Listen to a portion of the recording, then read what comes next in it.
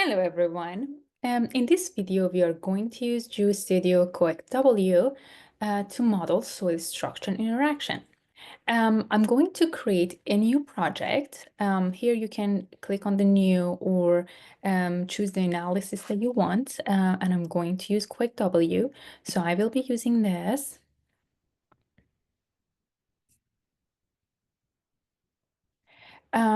I am going to start with an initial static analysis. I will change the name.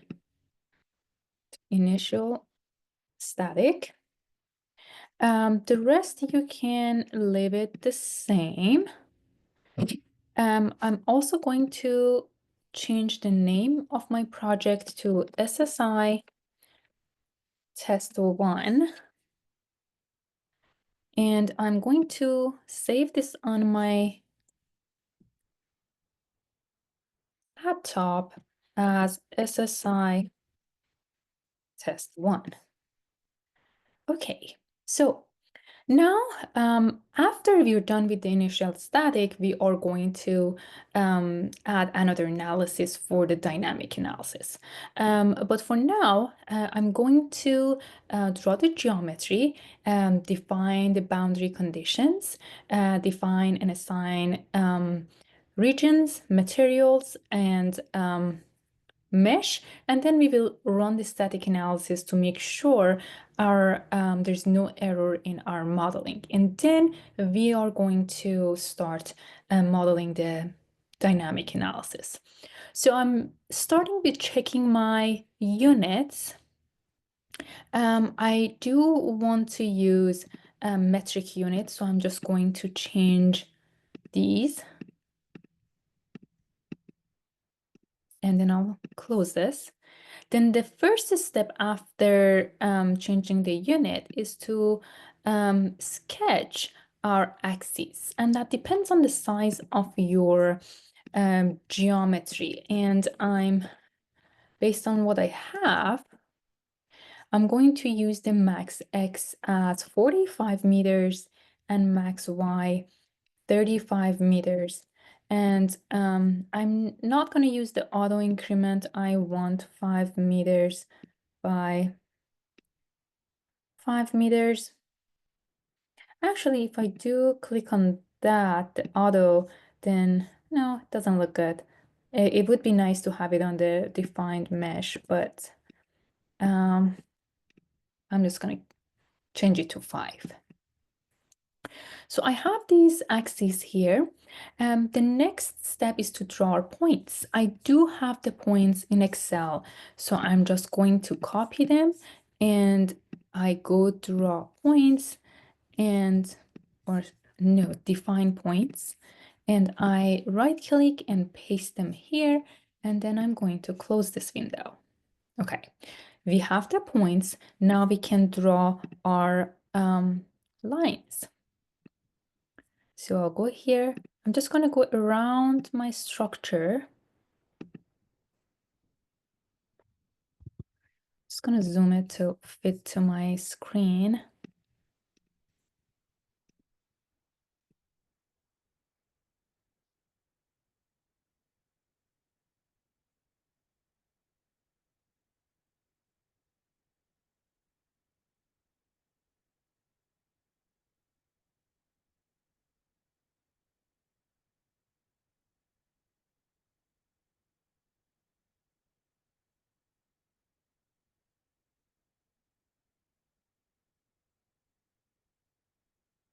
Okay, then I'm going to draw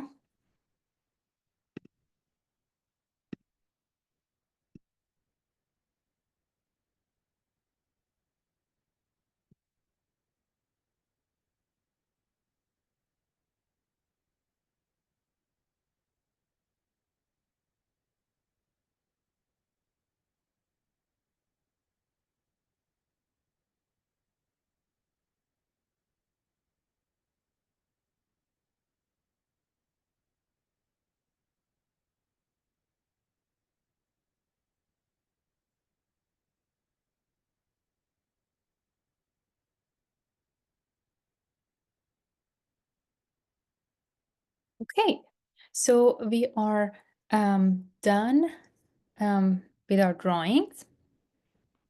The next step after we draw our lines is to draw our regions. I'm going to draw regions for the soil, for the foundation soil. Oops. Draw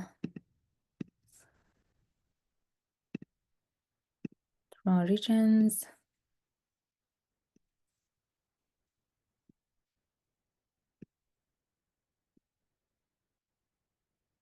Okay.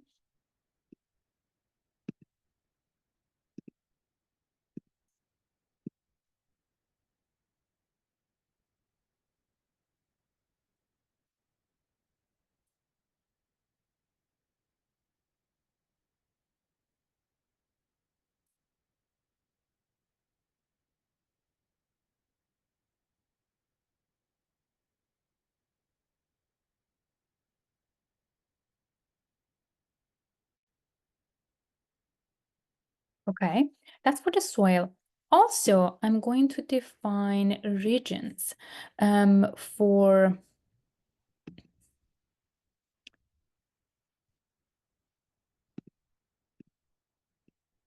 the superstructure and for each frame in case you want to add any weight to it. So I'm going to draw regions.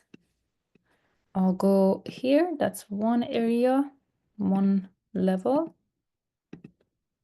Then this is another level. And last one is this one. Okay, so we are done with our regions. Now next step is to define our materials and then assign our materials. I'm going to create one foundation soil material, and also I'm going to create a mass just for the frame. So basically I'm going to call that one building mass.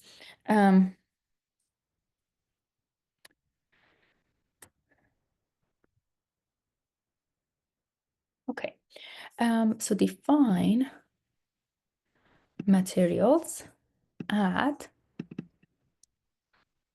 foundation soil. I'm going to use a linear static material.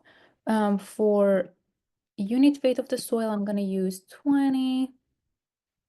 For Poisson's ratio, I'm going to use 0.334. For damping ratio, I'm going to use 0.1. For Gmax, I'm going to define a function. I'm going to add the function. I'm going to call it foundation. And here, I'm going to define spline data point function for the Gmax. You have to put the answers for here Gmax and effective stress. For my function, I already have these points defined in Excel. So I'm just going to copy and paste them here to create my Gmax function. Then I'm going to close this. And then close, and I use the foundation here for my foundation soil, this Gmax function. Then I will close this. I'm going to save. I'm also going to create another materials. I'm going to call this body mass. And I'm going to use linear elastic. For unit weight, I'm just going to use this arbitrary numbers. I'm going to put 1 kilonewton per cubic meter for unit weight.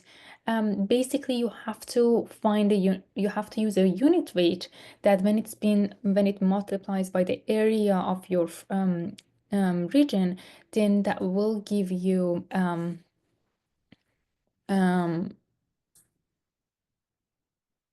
the weight of the level that you're trying to model. So the Poisson's ratio, I'm going to put 0.334, damping ratio 0.1. For Gmax, I'm going to choose a small number just because I don't want to have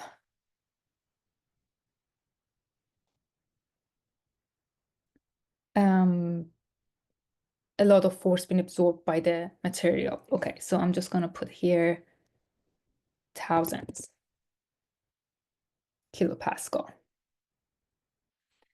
Okay, I have all these materials, and then I'm going to close this.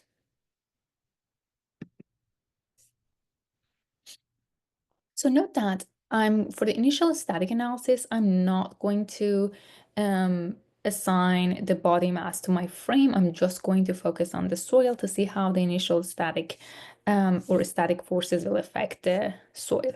So I'm going to assign the materials. I'm going to use foundation soil, and these three will have the foundation soil. And I'm going to save this. Then we have to define our boundary conditions. For the static analysis, we are going to use both fixed in X and Y direction for the bottom. The left and right boundaries are free to settle. So the Y is open, but the X is fixed and it's not able to go to the left or right.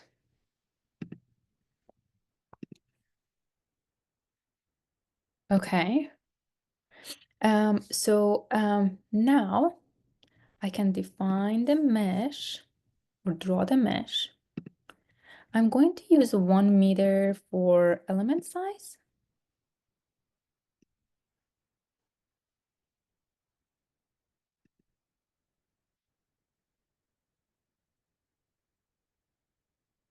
Let me see my mesh.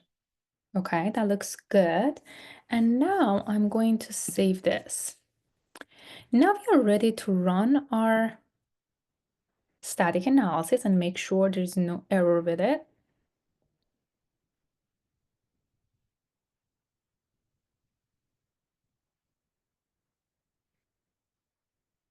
So this is done. If I want to draw, for instance, the relative x displacement, and I know that x displacement should be 0, I can do that. And as you can see, I can add a legend. And you know that the blue is for 0. And I can close this. I can also change this auto range and make it increment by 1 meter, which didn't work.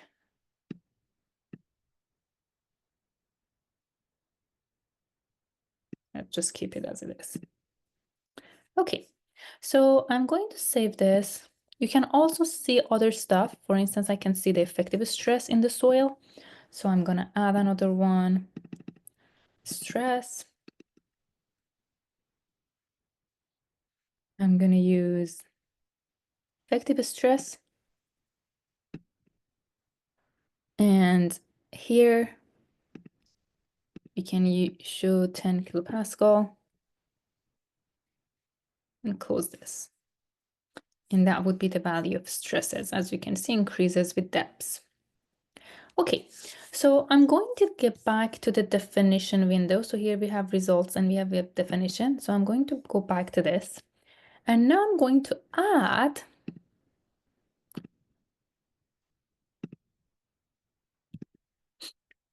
another QUAKE W analysis. And this time I'm going to add equivalent linear dynamic analysis. And I'm going to define this.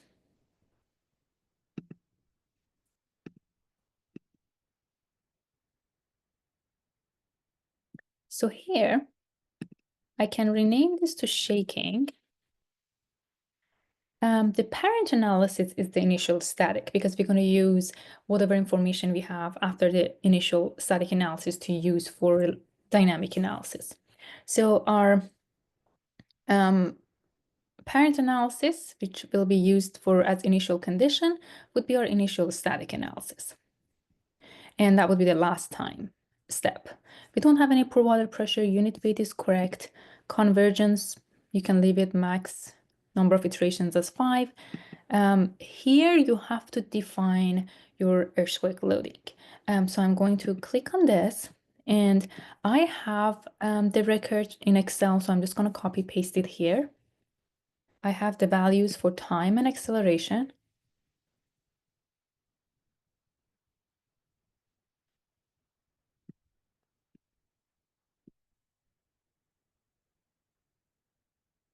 So make sure that your time, the first one is not 0, because if it's 0 and acceleration is 0, sometimes it gives you an error. So I'll just leave it as it is. And you can also view your record, and this is your record. So for instance, you can save it for your report if you need to. Also, you can draw it in Excel because I already had the Excel file with these numbers. So I'm gonna close this. As you can see, it shows here. I'm gonna close and I'm going to save. So now there are a few things that you need to change when we are doing our shaking. We need to add or draw our materials, which is our body mass for this region, and this region. And I'm going to close that. We also need to change our boundary conditions. So I'm going to draw my boundary conditions. Bottom is fixed again in both directions, but for the sides, now this time it can move to the left or right. So I'm going to fix the Y and leave the X open. So I'm going to save this. And now we should be able to run our model. Oh, I totally forgot we have to define our structural bars and beams for our frame and also for pile foundation. So I'm just going to define the structural beams, which I'm going to use for piles. So I'm going to add, so I'm going to make it blue for different blue.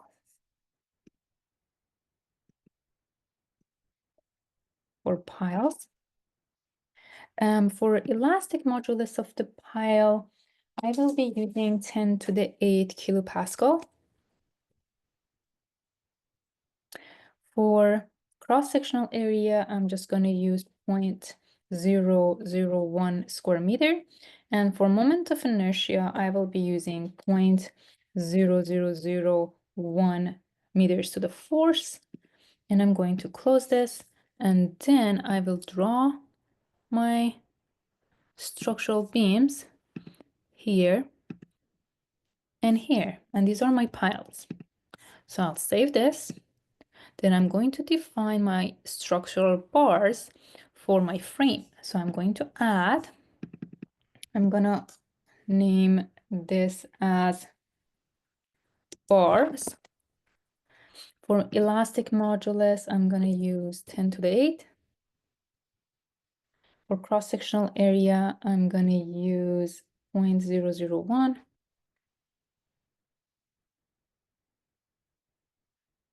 And pre-axial force gonna be 0.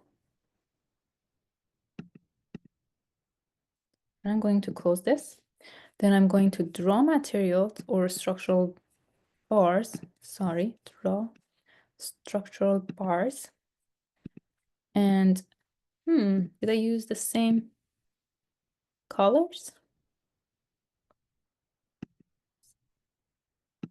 Yeah, I don't want the same colors. So I'm gonna change this to maybe orange. And now I draw them.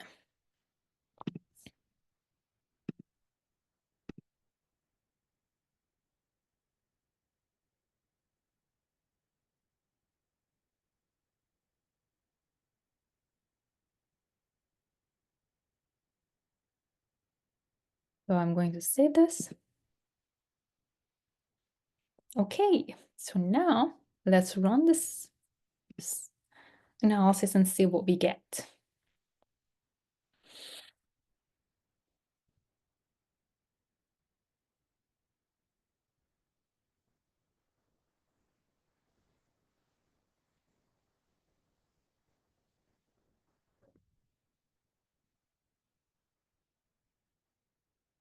Okay, our analysis is done. So now if I want to see relative x displacement,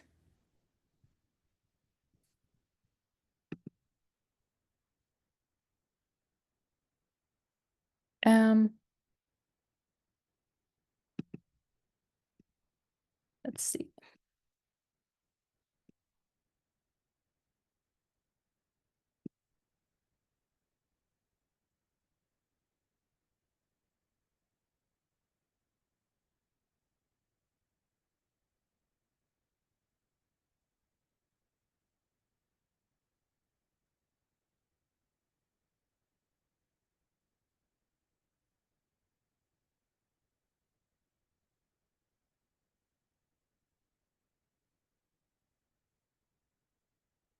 Okay. So if you do want to see the relative displacement instead of total displacement that you see here, because these points, the bottom should not move to the left or right. So you do draw, you go to vectors, and here you click relative xy displacement. And now you'll see that your system has moved like that. And I can move between these, and you guys see the deformations.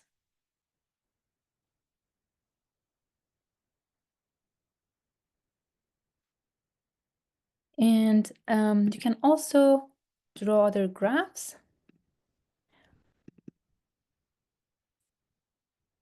And here, based on, for instance, what you want to draw, like if you want to draw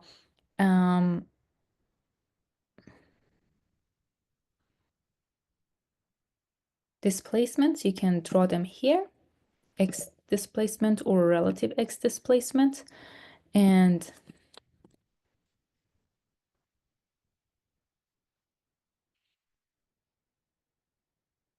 for locations,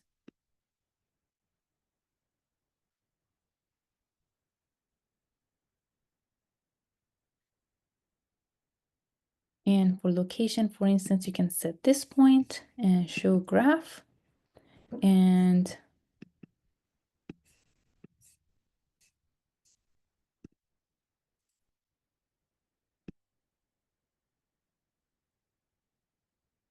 you can see this is the displacement of that point.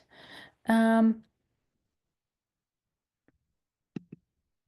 can also do structural bars or structural beams, but those are for the mesh, for the top of the piles. You can just click on the point. And if you want all steps, you can draw it as this. If you want versus time, you can draw it as this. So this shows how the point that we chose, which is node 272, is displacing during the time of your earthquake. If you want to change the unit for time, then you can go here and use time units as second, so between 0 and 10 seconds. Okay, so I hope you learned from this video. Please let me know if you have any questions. Thank you so much.